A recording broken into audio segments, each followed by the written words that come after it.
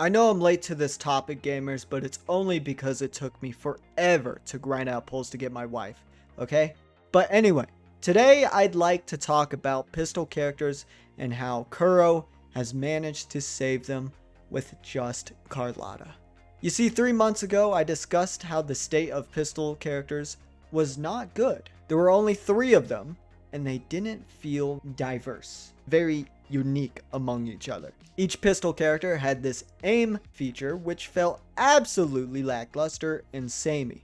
While every other character in the game had cool, unique, heavy attacks, the pistol characters got the shittier end of the stick and had the heavy attack replaced with a very boring, underwhelming aim mechanic. Sure, it wasn't all bad, it was somewhat useful for puzzles. At least it was until the second version of the game, where this new gadget was released, making the aiming feature much more useless. No more having to swap to a pistol character to do puzzles when you can have this gadget anywhere on any character. Now what about in combat? Nope. In a game where the combat is very fluid and action-packed, there's no real reason to use the aiming mechanic in the middle of combat when it's already as underwhelming as it is. Especially when you're looking for that dynamic gameplay experience, aiming in the middle of it will feel terrible.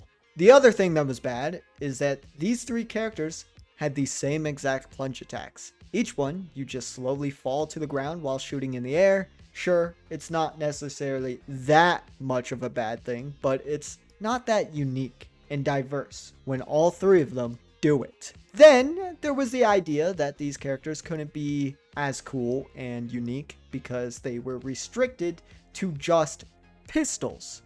If it was just an overall gun archetype in general, maybe they could end up using rifles, shotguns, etc., any gun in their kit. And then, moving on to the bigger problem, is that the pistol characters couldn't parry with their basic attacks. You had to rely on their skills or the echoes to do so.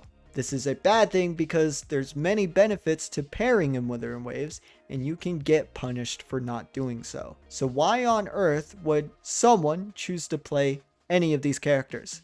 Dedicated people, that's who. Yeah, I know, of you Chixia auto mains out there, you guys are crazy. But for me and probably the majority of people, we'd rather just use a melee character with better, cooler, unique, and useful abilities. However, all of these problems now simply vanished with the cooking of Wuthering Waves 2.0 releasing a brand new 5-star pistol character who quite literally changes everything. No more aiming mechanics. Instead, you get a cool-ass heavy attack that also plays into her forte. No more pistol plunge. Instead, you get a cool stomp that can lead into a cool gun attack. No more just pistols. Instead, you get to use a rifle in her other basic attacks and skills that also happens to fix the major parry problem. Yes, you heard right, she can parry with basic attacks now, as long as she has her rifle. Not only that, since there is an actual heavy attack now, that can also parry. But you might be wondering, since all of these problems are fixed, does this pistol character still feel like a pistol character?